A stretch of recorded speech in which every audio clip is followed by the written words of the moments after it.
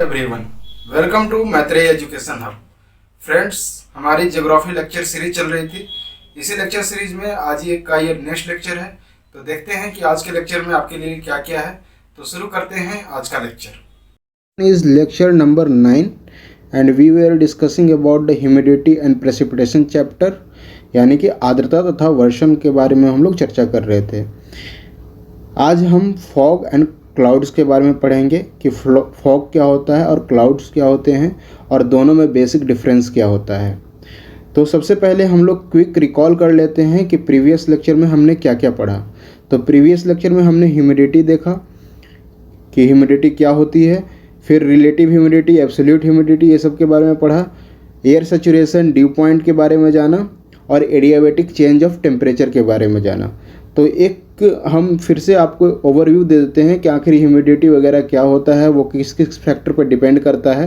क्योंकि previous lecture में यानी कि लेक्चर नंबर 8 में मैंने इसके डिस्ट्रीब्यूशन और ये कौन कौन से फैक्टर पर डिपेंड करता है ये नहीं बताया था। एक्चुअली जो ह्यूमिडिटी जो है वो जिस फैक्टर पर डिपेंड करता है ये एटमॉस्फेयर वाले लेक्चर में डिस्कस कर दिया गया था। इसलिए मैंने कल के जो लेक्चर नंबर 8 है उसमें मैंने ये नहीं बताया था आपको, लेकिन आज जो है मैं उसे फिर से एक बार रिकॉल कर देता हूँ ताकि आप उसे ढंग से समझ पाएँ। ठीक है। तो ह्यूमिडिटी बेसिकली मैंने बताया था कि इसका जो डेफिनेशन है वो क्या है कि it is a amount of water vapour present in the atmosphere is known as the humidity. ठीक है। अब इसके सोर्सेज क्या क्या थे कि आखिर कैसे ये ह्यूमिडिटी फॉर्मेशन कर रहा था, आखिर ये कौन कौन से सोर्सेज पे डिपेंड करता है। तो पहला है कि इवोपरेशन के थ्रू ह्यूमिडिटी वाटर जो है वो वाटर वेपर में चेंज होता है, और जो वाटर वेपर जो एयर में प्रेजेंट होते हैं उसी को क्या कहेंगे, ह्यूमिडिटी कहेंगे। और सेकेंड है ट्रांसपिरेशन का मतलब क्या होता है कि जैसे कि पेड़ पौधे हो गए या फिर सॉइल हो गया, उससे जो वाटर मॉलिक्यूल्स जो हीटअप होकर जो एटमॉस्फेयर में जा रहे हैं तो उसी को क्या कहेंगे, ट्रांसपिरेशन कहेंगे। तो एक तो इवोपरेशन के थ्रू एंड दूसरे ट्रांसपिरेशन के थ्रू ये हम ह्यूमिडिटी फॉर्मेशन होता है। यानी कि these are the sources of humidity that are the evaporation and the transpiration. Next the किस किस फैक्टर पे डिपेंड करता है। तो सबसे पहला जो फैक्टर है वो angle of incidence of sunlight.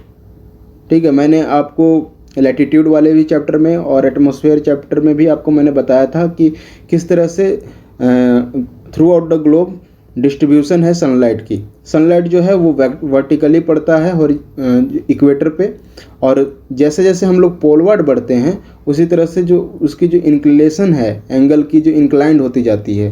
Sun rays का जो एंगल है वो पोलवार्ड की तरफ इंक्लाइन होते जाता है। जो इंक्लिनेशन से क्या होता है कि उसकी इंटेंसिटी उतनी नहीं रह पाती है। तो इस कारण पोलवार्ड जब हम शिफ्ट होंगे तो क्या होगा कि वहाँ पर जो ह्यूमिडिटी है वो डिक्रीज करेगा। ठीक है। लेकिन उसी तरफ फिर है नेक्स्ट फैक्टर है लैंड एंड वाटर डिस्ट्रीब्यूशन। तो सबसे ज़्यादा जो ह्यूमिडिटी फॉर्मेशन वो कहाँ होगा, जहाँ पे वाटर ज़्यादा होगा। तो जहाँ पे ओशियन है वहाँ पर ह्यूमिडिटी ज़्यादा आपको मिलेगा। फिर प्रिवेलिंग विंड की स्पीड मैंने आपको बताया था, विंड की जितनी इंटेंसिटी होगी उससे उसी रेट में क्या होगा, इवोपरेशन होगा, और इवोपरेशन होने के कारण क्या होगा, ह्यूमिडिटी बढ़ेगा। उसके बाद अल्टीट्यूड, जैसे जैसे हम लोग ऊंचाई पर जाते हैं तो जैसे जैसे हम लोग ऊंचाई पर जाते हैं तो क्या होता है कि टेम्परेचर जो है वो घटता जाता है। तो जब टेम्परेचर घटता जाएगा तो मैंने आपको प्रीवियस लेक्चर में बताया था कि humidity is directly proportional to और डायरेक्टली रिलेटेड टू टेम्परेचर। तो जैसे जैसे टेम्परेचर इंक्रीज होता है ह्यूमिडिटी बढ़ता है। अब एल्टीट्यूड पे बताओ कि आप एटमॉस्फेयर में एक ऊंचाई पर सीधे जा रहे हो तो क्या होता है, टेम्परेचर क्या होता है, ट्रोपोस्फेयर में डिक्रीज करता है। जब टेम्परेचर डिक्रीज करेगा तो क्या होगा, ह्यूमिडिटी भी डिक्रीज करेगा। ठीक है। वेजिटेशन कवर पहले ही आपको बता दिया गया कि ट्रांसपिरेशन के थ्रू भी क्या होता है, transpiration is also a source of humidity. तो वेजिटेशन कवर ज़्यादा होंगे, जहाँ पे ज़्यादा होगा तो वहाँ पर क्या होगा, ह्यूमिडिटी ज़्यादा होगी, ट्रांसपिरेशन ज़्यादा होगा, उसके कारण ह्यूमिडिटी ज़्यादा होगी। और इसलिए भी कहा भी जाता है कि जो मेघ को यानी बादल को जंगल बुलाते हैं।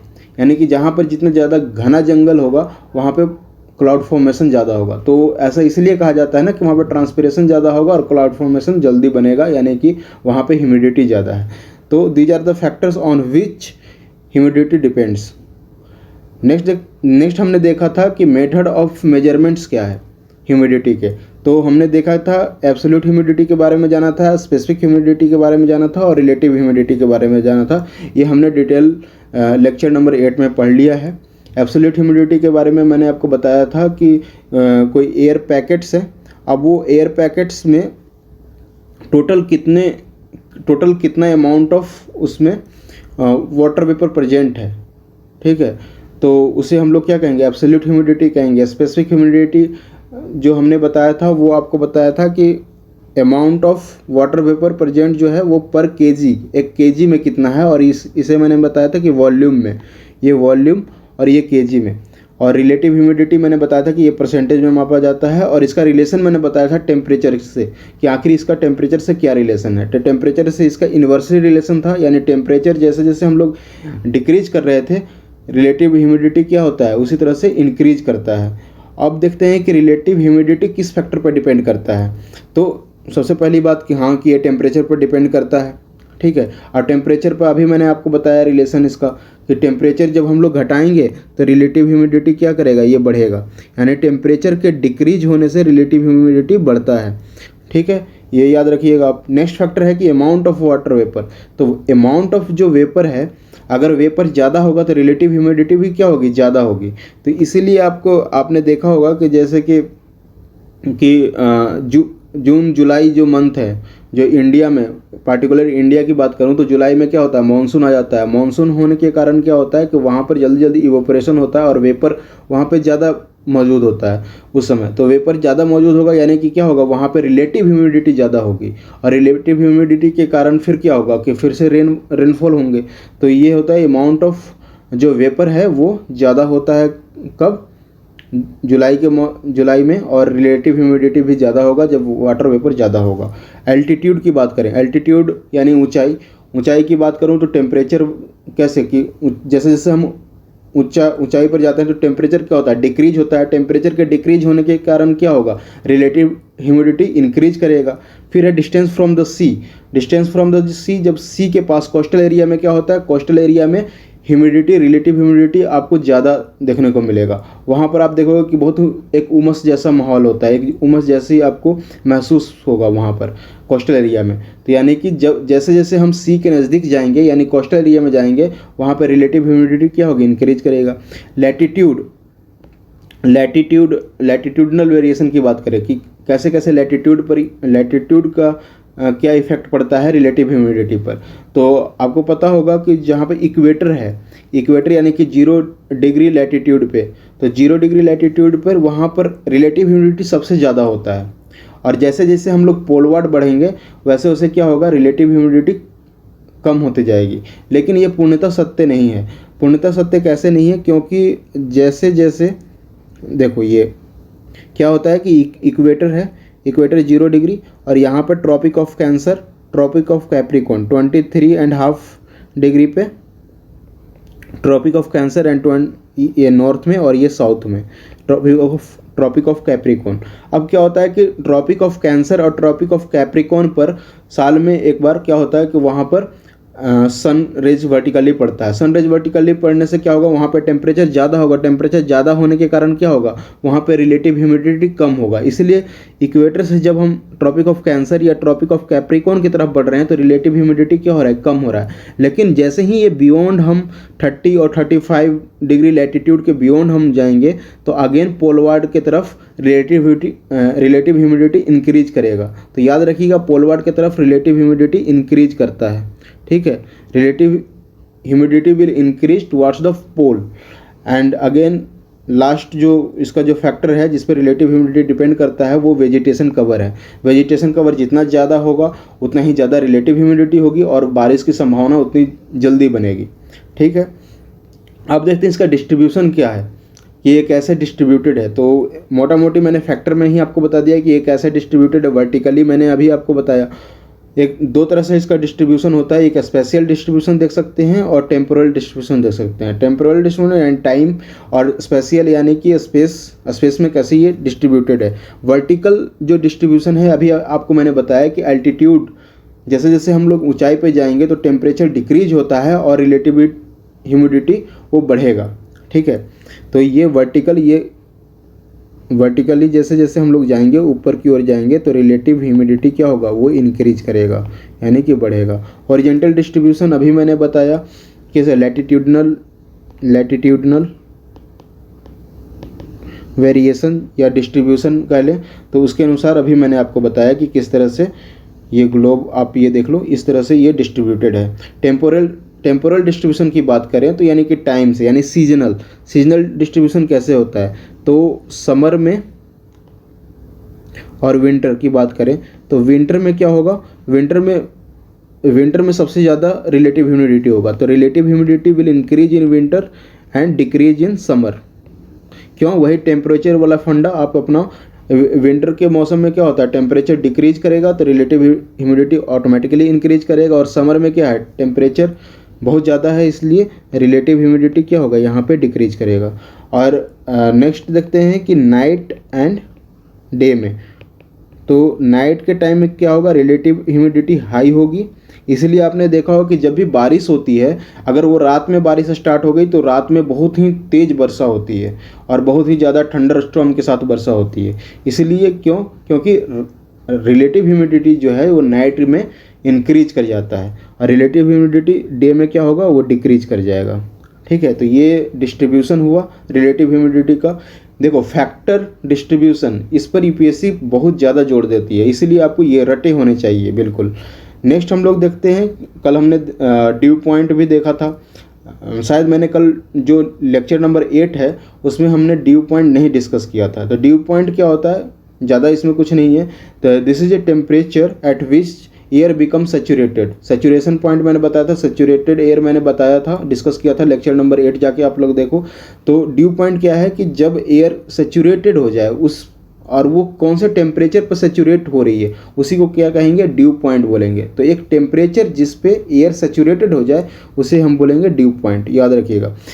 अब ड्यू पॉइंट दो पोजीशन पे आ सकती है, या तो एबव फ्रीजिंग पॉइंट या तो below freezing point. Freezing point का मतलब कि 0 डिग्री सेल्सियस पे जो वाटर है वो आइस बन जाता है, फ्रीज कर जाता है।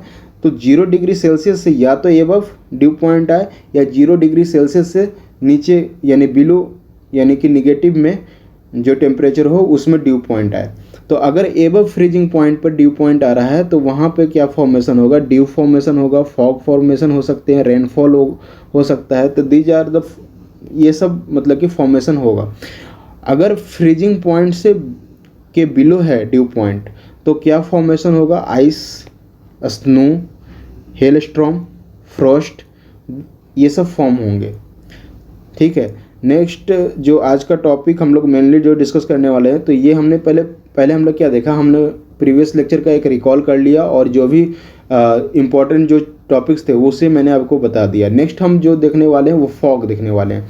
तो फॉग का जो डिफिनीसन है वो क्या है, fog is a special type of thin cloud consisting of microscopically small water droplets which are kept in suspension in the air near the ground surface and reduces horizontal visibility। कुछ समझ में आया? अगर नहीं समझ में आया तो मैं इसको ढंग से समझा देता हूँ आपको। मैं जानता हूँ कि मैंने जैसे पढ़ दिया, ऐसे तो किताब में भी लिखा हुआ है, अगर ऐसे पढ़ दिया तो आपको बिल्कुल समझ में नहीं आने वाला। तो ढंग से देखिए कि आपको कैसे पढ़ना है, बिटवीन द लाइंस कैसे पढ़ना है, ये भी आप यहाँ पे सीख सकते हो। तो fog is special type of thin cloud, क्या है, एक स्पेशल टाइप ही है थिन क्लाउड का।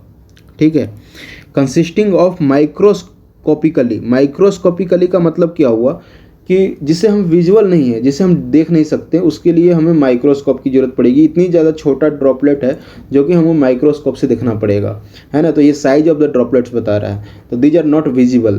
तो दो बातें समझ में आई, these are also a thin cloud and microscopically small. क्या साइज है, माइक्रोस्कोपिकली स्मॉल है water droplets which are kept in suspension in the air. Obvious सी बात है, एयर में होगा, नियर द ग्राउंड सरफेस। अब एक और बात समझ में आई कि ये near the ground surface, ground के ज़्यादा एबव नहीं होता, बिल्कुल ग्राउंड से सटा हुआ होता है। एंड रिड्यूसेस हॉरिजॉन्टल विजिबिलिटी, यानी कि इसमें जब फॉग की फॉर्मेशन होती है तो विजिबिलिटी क्या होता है, बिल्कुल कम हो जाता है। आपने देखा भी होगा, आप अगर किसी भी शहर में रहते हो तो जब विंटर सीजन आता है उसमें फॉग की फॉर्मेशन होती है। तो जब फॉग की फॉर्मेशन होगी तो उसमें क्या होता है कि आप ज़्यादा दूर तक नहीं देख सकते क्योंकि विजिबिलिटी कम हो जाती है। तो यही है कि fog is a special type of thin cloud consisting of microscopically small water droplets which are kept in the suspension in the air near the ground surface and reduces horizontal visibility। देखो ये fog जो है वो अभी और आपको clear हो जाएगा जब मैं आपको क्लाउड और फॉग में डिफरेंस बताऊंगा और फॉग के फॉर्मेशन का मैकेनिज्म बताऊंगा, आखिर ये कैसे फॉर्म होता है। ठीक है, तो आप प्लीज़ लेक्चर को स्किप ना करें, क्योंकि अगर आप स्किप कर दोगे ना तो फिर आपको ढंग से समझ में नहीं आएगा। तो देखो कि क्लाउड क्या है। मैंने अभी आपको डेफिनेशन बताया कि fog is also a thin cloud. ठीक है, दोनों थिन क्लाउड है, दोनों क्लाउड है, क्लाउड भी क्लाउड है और फॉग भी थिन क्लाउड है। तो दोनों में एक्चुअल में डिफरेंस क्या होता है। तो पहले क्या है कि ये माइक्रोस्कोपिकली स्मॉल है। ठीक है, स्मॉल वाटर ड्रॉपलेट्स हैं, माइक्रोस्कोपिकली यानी इनविजिबल नहीं है, we can not see with our naked eye. लेकिन ये क्या है, क्लाउड क्या है, ये a visible aggregation of the minute water droplets और ice particle in the air. ये विजिबल है, ये दोनों डिफरेंस हुआ। अब देखो ये near the ground surface formation होता है फॉग का, और ये एबव द ग्राउंड सरफेस, यानी ग्राउंड सरफेस के कुछ ना इससे तो ऊपर की ऊंचाई होती है इसकी, लेकिन ये बिल्कुल ही ग्राउंड सरफेस यानी फॉग जो है वो बिल्कुल ही ग्राउंड सरफेस के पास फॉर्मेशन होता है इसका। अब ये जो फॉग जो है ये रिड्यूसेस विजिबिलिटी, इसकी फॉर्मेशन क्या होगा, विजिबिलिटी कम हो जाएगी। लेकिन क्लाउड में ऐसा होता है नहीं, ऐसा बिल्कुल नहीं होता। क्लाउड फॉर्मेशन में कोई विजिबिलिटी, हॉरिजॉन्टल विजिबिलिटी कम नहीं होती। नेक्स्ट है कि जो फॉग है वो form due to the radiation, condensation, mixing of warm and cold air masses near the earth surface. इसके कारण ये फॉर्म हो रहा है। ये मैकेनिज्म है एक्चुअली कि कैसे फॉर्म हो रहा है, जो अभी मैं समझाने वाला हूँ। लेकिन जो क्लाउड है वो form due to the ascent यानी कि ऊंचाई पर बढ़ने में, और एक्सपेंशन यानी कि फैलाव, and cooling of air. Air या ऊपर बढ़ रहा है, फिर एयर का फैलाव हो रहा है और एयर ठंडी हो रही है, उसके कारण क्लाउड का फॉर्मेशन होता है। देखो एक्चुअली क्या होता है, क्या मैकेनिज्म है, किस मैकेनिज्म से ये फॉर्मेशन हो रहा है वो देखो क्या है कि देखो ये ग्राउंड सरफेस है, this is one is the ground surface. अब ग्राउंड सरफेस फिर जो सरफेस के पास अगर कोल्ड एयर है और उसके just above warm and moist air है, तो क्या होगा कि जो lower layer of the warm and moist layer है वो कांटेक्ट में आएगा कोल्ड एयर के। कोल्ड एयर के जैसे ही कांटेक्ट में आया तो क्या होगा कि वो क्या होगा कि धीरे धीरे ठंडा होगा। ठंडा होने से क्या होगा, वो ड्यू पॉइंट अचीव कर लेगा। कैसे, तो ये देखो जैसे ही एयर क्या होती है, एयर ऊपर की ओर बढ़ती है तो क्या होता है कि एक्सपेंशन होता है और ये कूल होता है। ठीक है, टेम्परेचर डिक्रीज होगा और ये धीरे धीरे कूल होगा। जैसे जैसे कूल होगा तो क्या होगा, रिलेटिव ह्यूमिडिटी इसका इंक्रीज करते जाएगा। रिलेटिव ह्यूमिडिटी जैसे इंक्रीज करेगा तो एक पॉइंट आएगा जहाँ पर रिलेटिव ह्यूमिडिटी 100% हो जाएगा। जब रिलेटिव ह्यूमिडिटी 100% हो गया तो फिर क्या होगा कि उसी को बोलेंगे सैचुरेशन आ गया, एयर सैचुरेटेड हो गया, यानी कि ये ड्यू पॉइंट आ गया। यानी कि यहाँ पे जो टेम्परेचर होगा उसी को कहेंगे ड्यू पॉइंट। तो धीरे धीरे जो एयर क्या है, ठंडा होने के कारण क्या है, उसका रिलेटिव ह्यूमिडिटी 100% हो गया, सैचुरेटेड हो गया एयर और उसका ड्यू पॉइंट आ गया। तो देखो कि यहाँ पर जो एयर मॉलिक्यूल्स होंगे वो धीरे धीरे ये कोल्ड एयर के कांटेक्ट में आएंगे और कोल्ड एयर के कांटेक्ट में आने पर क्या होगा कि ये ठंडा हो जाएंगे और ठंडा होने पर क्या होगा कि ये ड्यू पॉइंट अचीव कर लेंगे। जब ये ड्यू पॉइंट अचीव हो जाएगा तो क्या होगा कि वहाँ पर जो वाटर वेपर जो है वो कंडेंसेशन होगा। कंडेंसेशन से क्या होगा कि उसके जो वाटर ड्रॉपलेट्स हैं वो क्या होगा, कंडेंस होकर वो किसके तरफ इकट्ठा होंगे, तो ये हाइग्रोस्कोपिक न्यूक्लियाई के तरफ ये अट्रैक्ट होंगी। ये सब जो वाटर ड्रॉपलेट्स है ये अट्रैक्ट होंगी और इस तरह से एक पैकेट बना लेती हैं और ये फॉग का फॉर्मेशन हो जाएगा। अब ये हाइग्रोस्कोपिक न्यूक्लियाई आपको समझ में नहीं आया होगा कि हाइग्रोस्कोपिक न्यूक्लियाई है क्या। तो ये एक्चुअली कुछ नहीं है, ये जस्ट डस्ट पार्टिकल्स हैं डस्ट पार्टिकल्स हैं जो एयर में सस्पेंडेड होते हैं, वो क्या करते हैं कि जो जो भी वाटर वेपर से जो वाटर मॉलिक्यूल्स हैं उसको अपनी ओर अट्रैक्ट करते हैं, और एक तरह से ये अट्रैक्ट करके इसके अराउंड वो क्या होता है, ये पैचेस की तरफ जम जाते हैं। और ये क्या होता है कि धीरे धीरे इसकी जो वाटर ड्रॉपलेट्स जो है वो साइज बड़ा हो जाता है, और साइज बड़ा होने के कारण वो क्लाउड के फॉर्मेशन में फिर क्या होता है कि जब साइज बड़ा हो जाता है तो सरफेस टेंशन के कारण नीचे आ जाता है, और वो फिर रेनफॉल होती है।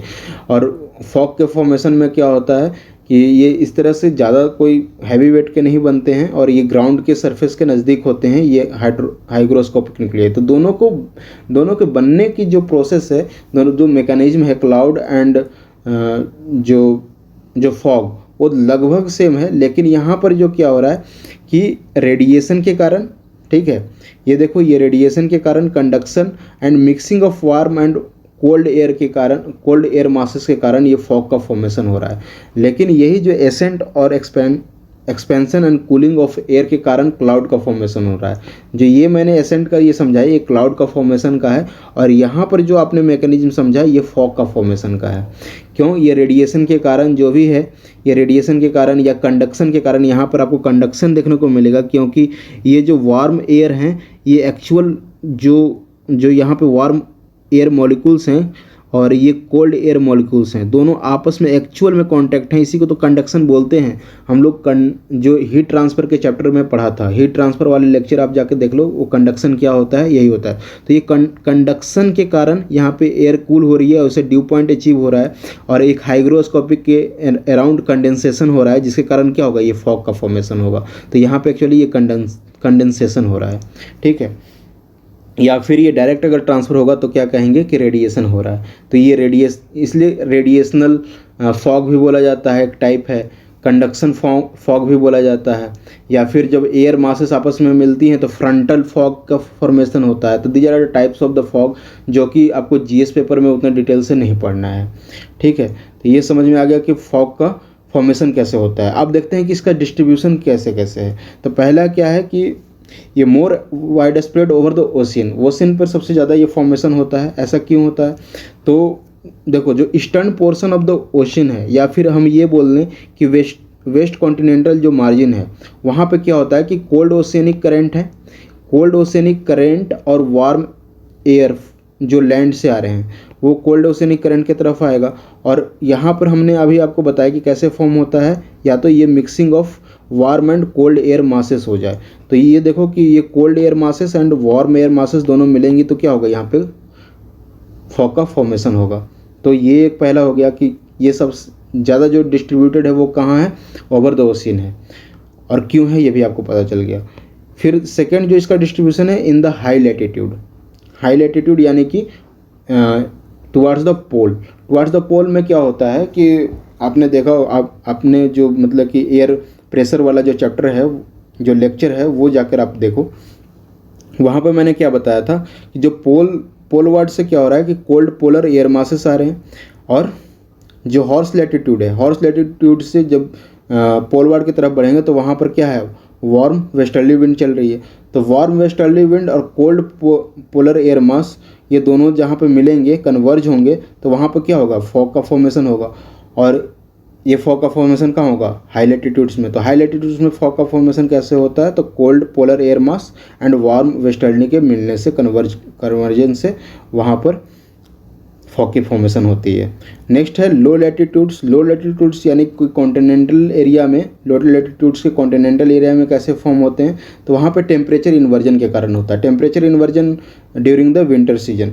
विंटर सीजन में टेम्परेचर इन्वर्जन करने का मतलब क्या हुआ कि जो अर्थ के सरफेस के तरफ जो मतलब कि जो एयर होंगी वो रिलेटिवली कूलर होंगी जस्ट एबव इट, यानी कि यहाँ पे टेम्परेचर हाई होगा और यहाँ पे कोल्ड होगा। जबकि नॉर्मल में क्या होता है कि जैसे जैसे हम लोग ऊपर बढ़ते हैं तो टेम्परेचर डिक्रीज होता है, लेकिन यहाँ पर क्या होगा कि सरफेस कूल होगा और उसके ऊपर क्या होगा, वार्म एयर होगा। अब इसके कारण क्या होगा, अभी आपको मैंने मैकेनिज्म बताया, ये फॉग का फॉर्मेशन होगा। ये टेम्परेचर इन्वर्जन भी बोलते हैं, जो कि विंटर सीजन में देखने को मिलता है। आपने देखा होगा कि अरविंद केजरीवाल है ना, जो दिल्ली के सीएम हैं, वो ठंडी के मौसम में जब दिल्ली में पॉल्यूशन ज़्यादा हो जाता है तो वो एक बात बोलते हैं कि ये टेम्परेचर इन्वर्जन के कारण हो रहा है। तो ये भी एक फैक्टर है। नेक्स्ट जो है, dense fogs are formed at the places where warm and cold ocean currents converge. अभी आपको मैंने बताया था कि इससे पहले भी कि जो ओशियन पर वाइड स्प्रेड है उसमें भी मैंने बताया था कि जहाँ पे cold ocean current and warm ocean current जब मिलेंगे तो वहाँ पे क्या होगा, फॉग के फॉर्मेशन होगी। और इसका एग्जांपल है कि नियर द न्यू फाउंडलैंड है, न्यू फाउंडलैंड, वहाँ पर क्या है, कोल्ड लेब्राडोर करंट चल रही है, ओशन करंट, और वार्म गल्फ स्ट्रीम है, दोनों का यहाँ पे कन्वर्जेंस होता है। कन्वर्जेंस के कारण क्या होगा, यहाँ पे फॉग होगा, ये न्यू फाउंडलैंड के पास। फिर नियर जापान के कोस्ट के पास क्या होगा कि वहाँ पे कोल्ड कुरली करंट है, ये ओशनिक करंट है, और जो वार्म कुरिशो जो करंट है, ये दोनों यहाँ पे कन्वर्ज होता है और ये जापान के कोस्ट पर यहाँ पे फॉग बना देता है। तो ये हो गया फॉग का डिस्ट्रीब्यूशन, जो कि आपको याद रखना चाहिए, एग्जाम में पूछे जाते हैं। यहाँ तक कि मेंस में भी अगर टेक्निकल क्वेश्चन आए तो ये पूछा जा सकता है, इसलिए आप प्लीज़ इसको याद रखें। इफ़ेक्ट क्या होता है फॉग का, तो सबसे पहली बात तो आपको पता ही होगा कि जब फॉग फॉर्मेशन होता है तो विजिबिलिटी कम हो जाती है। विजिबिलिटी कम होने के कारण क्या होता है, नेविगेशनल प्रभावित होंगे, land transport and air transport सब प्रभावित हो जाएंगे, वाटर लैंड एयर ट्रांसपोर्ट, सारे तरह के जो ट्रांसपोर्टेशन सिस्टम है वो प्रभावित हो गई, वो इफेक्टेड हो जाएगी, और इसके एक्सीडेंट्स के चांसेस बढ़ जाएंगे, ठीक है, विजिबिलिटी कम होने के कारण।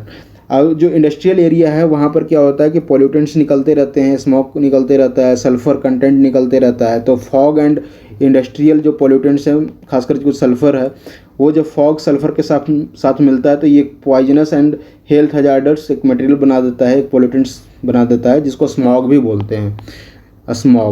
स्मॉग का नाम सुना होगा आपने, फॉग प्लस स्मॉग ही स्मॉग बोला जाता है, ठीक है। तो ये इफेक्ट है फॉग का। नेक्स्ट क्या है कि ये तो मतलब कि कमियां हो गई इसकी इफेक्ट की, लेकिन ये कभी कभी इकोनॉमिकली बेनिफिशियल भी होता है। किसके लिए, जो टी एंड जो कॉफ़ी प्लांटेशन है उसके लिए ये मतलब कि काफ़ी बेनिफिशियल होता है। कैसे, क्योंकि ये टी एंड प्लांट जो कॉफ़ी प्लांट्स हैं उनको ये सनलाइट से बचाता है। अगर उस टाइम पर सनलाइट पड़ने से वो ख़राब हो जाते हैं, इसलिए ये जो फॉग है वो क्या है कि टी एंड कॉफ़ी प्लांट के लिए अच्छा होता है, ठीक है। तो ये तो हमने फॉग देखा। नेक्स्ट हमारा है आज के लेक्चर में जो कि लास्ट टॉपिक है वो क्लाउड्स है। अब क्लाउड्स के फॉर्मेशन का मैकेनिज्म अभी आपको मैंने बताया था कैसे फॉर्म होता है। तो जो एयर है, ठीक है, वहाँ पे एयर में वाटर वेपर मौजूद है। एयर जैसे ये देखो ग्राउंड है, ग्राउंड से जैसे एयर पैकेट्स ऊपर की ओर बढ़ेगा तो क्या होगा, इसका एक्सपेंशन होगा। एक्सपेंशन क्यों हो रहा है, या इसका प्रेशर के कम होने के कारण ये एक्सपैंड कर रहा है। एक्सपैंड ये जैसे ही करेगा तो क्या होगा, टेम्परेचर जैसे जैसे ऊपर हम लोग पढ़ते हैं एसेंट होता है, एसेंट में क्या होता है, टेम्परेचर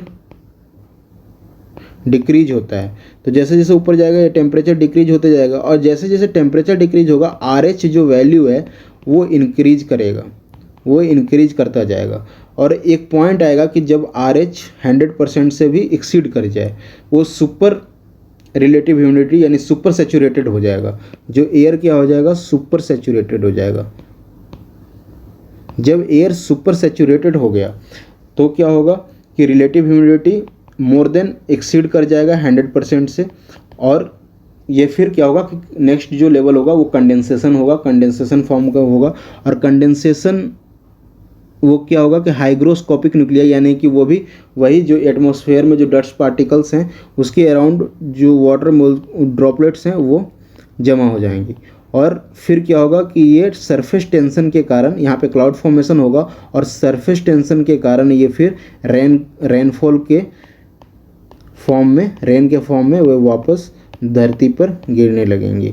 तो ये मैकेनिज्म होता है क्लाउड फॉर्मेशन का। ये क्लाउड फॉर्म हो गया कैसे, कंडेंसेशन हुआ और ये क्लाउड का फॉर्मेशन कर दिया, ये क्लाउड का फॉर्मेशन हो गया, ठीक है। तो होप कि आपको क्लाउड के फॉर्मेशन की मैकेनिज्म समझ में आई हो। अब क्लाउड को हम कितने तरीके से क्लासीफाई कर सकते हैं, what are the types of the cloud. तो मेनली देखो कि यहाँ पे बहुत ज़्यादा कन्फ्यूजन होता है, याद रखने में बहुत ज़्यादा बच्चों को प्रॉब्लम होती है, स्टूडेंट्स को प्रॉब्लम होता है याद रखने में। तो यहाँ पे मैंने एक ट्रिक अपनाया है, जो कि ट्रिक नहीं भी कर सकते हैं, एक रिमेंबर करने का एक बहुत ही इजी वे है, वो मैं आपको बता देता हूँ। 5 मैजिकल वर्ड्स, वो 5 मैजिकल वर्ड्स क्या क्या हैं, cirrus, cumulus, stratus, alto and nimbus. ये 5 मैजिकल इसलिए हैं क्योंकि इन्हीं 5 जो वर्ड है, 5 जो शब्द हैं, उनके जो कम्बिनेशन, परमुटेशन या कम्बिनेशन समझ लो उसको, परमुटेशन और कम्बिनेशन मिलाकर जितने भी जो क्लाउड के टाइप्स हैं वो बने हुए हैं। तो अगर हम इसका मीनिंग जान लेंगे और मीनिंग समझ जाएं तो बहुत ही आसानी हो जाएगा क्लाउड्स के टाइप को समझने में। तो सबसे पहला है सीरस।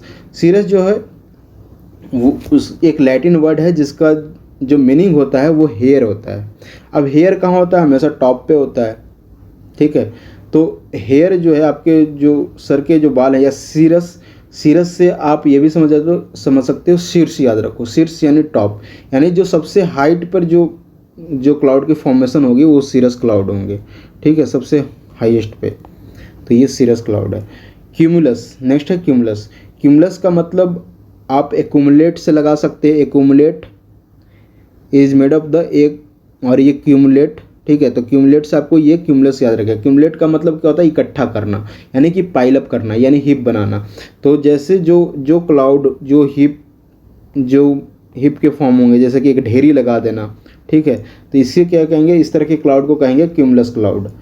अभी मैं आपको पिक में भी दिखाऊंगा कि किस तरह से ये क्लाउड्स हैं। स्टेटस क्लाउड, स्टेटस का मतलब होता है, आप बोलते हैं ना lower strata of the society, यानी लेयरिंग होता है ये। तो स्टेटस से ये आप याद रखो कि स्टेटस का मतलब लेयर्स। तो जो क्लाउड है ना लेयर्स में बनेंगे, जैसे कि एक लेयर, एक के ऊपर एक लेयर ऐसे आपको दिखाई देंगे, वो होंगे स्टेटस क्लाउड। अल्टो कार से याद रखो कि अल्टो जो कार है वो मिडिल क्लास फैमिली खरीदती है मेनली, और इसका जो रिलेशन है वो मिड अल्टीट्यूड पर ये फॉर्मेशन होता है अल्टो का, यानी कि जो बीच की जो हाइट है ज़्यादा ना ऊपर, सबसे ऊपर ना बिल्कुल लो, यानी कि मिडिल अल्टीट्यूड पर जो क्लाउड की फॉर्मेशन होगी वो अल्टो क्लाउड्स होंगे। नेक्स्ट है जो अंतिम है वो निम्बो क्लाउड। निम्बो का मतलब यानी कि ये लैटिन वर्ड, ये जिस वर्ड से बना हुआ है वह है निम्बस। निम्बस का मतलब होता है रेन या रेनफॉल। तो ये जो क्लाउड है वो रिस्पॉन्सिबल होती है मेनली रेनफॉल के, है ना। इसको याद रखने का तरीका है कि नींबू, है ना, निम्बस नींबू, ये दोनों राइमिंग है। तो नींबू आप निचोड़ते हो रस निकलता है, उसी तरह से क्या है कि जो वाटर ड्रॉपलेट्स हैं यानी कि बूंदे हैं। तो इस तरह से आपको ये याद रखने में मदद करेगा। अब देखते हैं कि किस तरह से ये क्लाउड फॉर्मेशन हो रही है। तो ये देखो, ये साइरस क्लाउड है, ये सबसे ऊपर एबव 18,000 फीट, है ना। जैसे मैंने बोला था कि सीरस यानी शीर्ष पर, ये शीर्ष पर है, ठीक है। तो ये शीर्ष पर है, ये क्या हुआ? ये सीरस क्लाउड हो गया सबसे ऊंचा पर। और ये क्या है? हेयर लाइक स्ट्रक्चर है, देखो हेयर, तो ये हेयर की तरह है। उसके बाद फिर क्या था? Cumulus cloud. तो जहाँ आपको क्यूमुलस मिले, ये साइरो और क्यूमुलस दोनों मिलकर है, तो ये क्यूमुलस क्या है? ये पाइलेशन है। तो ये देखो, ये पाइलअप है, ये पाइलअप किया हुआ है। और ये सीरस है, तो सीरस और क्यूमुलस दोनों एक साथ मिलकर बने हुए हैं। तो ये कहाँ पे पाइलेशन होगा? यानी कि ये बहुत ज़्यादा ऊपर ऊंचाई पर होगा। तो ये भी एबव 18,000 फीट पे क्यूमुलस क्लाउड आपको दिखेगा। फिर क्या है? अल्टो मैंने बताया था मिड लैटिट्यूड में, और ये फिर अगेन ये किससे कंबाइन है? क्यूमुलस से। तो अल्टो क्यूमुलस क्या होगा? वो मिड लैटिट्यूड में, और यहाँ पे पाइलेशन आपको दिखाई देगा। तो इस तरह के जो क्लाउड हैं वो अल्टो क्यूमुलस क्लाउड बोले जाएंगे। अल्टो स्टेटस मैंने बताया था, स्टेटस में क्या है? लेयरिंग है। तो देखो, ये एक लेयर, ये लेयर हो गया, ये दूसरा लेयर हो गया, और यहाँ पर क्या है? अल्टो यानी कि मिड लैटिट्यूड में, कि ये तो इसकी हाइट देख लो, ये मिड में है, ठीक है। तो इसलिए ये अल्टो स्टेटस क्लाउड हो गया। फिर है cumulo nimbus cloud. Cumulo nimbus cloud क्या होता है कि ये पाइलेशन तो है ही, ठीक है, ये पाइलेशन है। और ये निम्बस में क्या होता है कि रेनफॉल होता है, ज़बरदस्त बारिश होती है। तो ये वर्टिकली एराइज करेगा, और ये सबसे ज़्यादा वर्षा इसमें होगी। देखो, ये वर्षा का चिन्ह बनाया हुआ है, सिंबल बनाया हुआ है। क्यूमुलस अगेन ये क्या है? पाइलेशन है। ये आपको समझ में आ रहा है, क्यूमुलस क्लाउड पाइलेशन है। स्ट्रेटस क्लाउड ये एक लेयरिंग जैसे आपको दिखाई दे रही है। स्ट्रेटो क्यूमुलस पाइलेशन एंड लेयरिंग दोनों आपको दिखाई देगा। तो इस तरह से ये क्लाउड के टाइप्स हैं। अब इसके क्लाउड के टाइप्स के जो है वो थ्योरेटिकल रूप में, ये तो मैंने आपको पिक्चर में बता दिया। थ्योरेटिकल रूप में आपको क्या क्या याद रखना है वो मैं आपको बताता हूँ। तो मेनली आपको टाइप्स में ये क्या है कि 10 पार्ट्स में डिवाइड किया गया है। 10 टाइप्स ऑफ क्लाउड्स होते हैं और वो हाइट के अनुसार उसको डिवाइड किया गया है। ठीक है, तो सबसे हाई क्लाउड्स में 3 हैं, फिर मिडिल क्लाउड्स में 3 हैं और फाइनली जो लो लेवल के क्लाउड्स हैं उसमें 4 हैं। तो हो गए बिल्कुल 10 क्लाउड्स। तो 10 क्लाउड्स को कैसे याद रखना है, तो मैंने पहले ही आपको बता दिया कि वो एक ट्रिक है, वो आप याद रखो उसको तो आपको याद रहेगा। साइरस क्लाउड वही हेयर टाइप सबसे ऊपर पाए जाते हैं, एवब 20 किलोमीटर तक की इसकी ऊंचाई पर ये पाया जाता है। और ये साइरस क्लाउड्स जो हैं वो हेयरी होते हैं और ये कोई रेनफॉल इसमें नहीं होता है, जनरली ये वाइटिश होता है। साइरोक्यूमुलस क्लाउड दोनों को मिलकर बना है, अभी मैंने आपको दिखाया था। साइरोस्ट्रेटस क्लाउड जो है वो टाइनी आइस क्रिस्टल से बना हुआ होता है। ठीक है, छोटे छोटे आइस क्रिस्टल से ये बना होता है साइरोस्ट्रेटस क्लाउड्स। और यहाँ पर क्या होता है, एक मेन घटना घटती है यहाँ पे, हेलोज का फॉर्मेशन होता है। हेलोज क्या होता है, तो ये देखो कि यहाँ पे जो क्या है, ये किससे बना है, ये आइस क्रिस्टल से फॉर्म हो रहा है। आइस क्रिस्टल क्या करेंगे, जो सनलाइट जो है या फिर मून के जो लाइट्स को क्या करेगा, ये रिफ्लेक्ट करेगा या रिफ्रैक्ट करेगा। जब ये सनलाइट को रिफ्लेक्ट करेगा तो वहाँ से क्या होगी कि ये around the sun and moon यहाँ पर हेलोज की फॉर्मेशन होगी। तो ये एक बार यूपीएससी ने पूछा भी है इसे कि हेलोज की फॉर्मेशन किस क्लाउड में होगा, तो ये साइरोस्ट्रेटस क्लाउड में हेलोज की फॉर्मेशन होती है। ठीक है, नेक्स्ट हम देखते हैं कि मिड क्लाउड की जो हाइट है वो 2.5 किलोमीटर से लेकर 6 किलोमीटर तक। इसमें कौन कौन से क्लाउड हैं, अल्टो जो मिडिल, आपको मैंने बताया था middle class family Alto car, तो अल्टो स्टेटस क्लाउड, यानी अल्टो स्टेटस क्लाउड क्या होगा, एक तो हाइट इसकी मिड में होगी और स्टेटस मतलब लेयरिंग होगा। ये जो है लेयरिंग यानी कि सीट के ऊपर सीट, तो सीट ऑफ ग्रे और ब्लू कलर है ना। यहाँ पर स्नो और ड्रिजल भी होता है, यहाँ में प्रेसिपिटेशन होगा, यानी कि जब ये प्रेसिपिटेशन होगा तो कंटिन्यूअस प्रेसिपिटेशन होगा किसका, कि स्नो एंड समटाइम्स ड्रिजल्स। ठीक है, नेक्स्ट है अल्टो क्यूमुलस क्लाउड जो है मेनली वो वाइटिश एंड ग्रे कलर के होते हैं, यहाँ पे कोई भी रेनफॉल नहीं होता है। निम्बो स्टेटस क्लाउड, हाँ निम्बो जहाँ भी होगा वहाँ पर क्या होगा, रेनफॉल की संभावना बनेगी और ज़बरदस्त रेनफॉल होगा।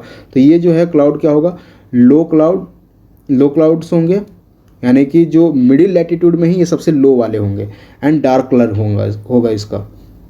और यहाँ पर क्या होगा, रेनफॉल होगा, स्नोफॉल होगा, स्लिट फॉर्मेशन होगा और ये लाइटनिंग और थंडर एंड हेल स्टॉर्म यहाँ पर नहीं होगा। ठीक है, नेक्स्ट हम देखते हैं लो क्लाउड्स ग्राउंड सरफेस से 2.5 किलोमीटर तक पाए जाते हैं। ये लो क्लाउड्स में स्ट्रेटो क्यूमुलस क्लाउड, अभी मैंने बताया था, स्ट्रेटो मतलब कि लेयरिंग एंड क्यूमुलस क्लाउड यानी कि क्यूमुलस का मतलब क्या है, पाइलेशन।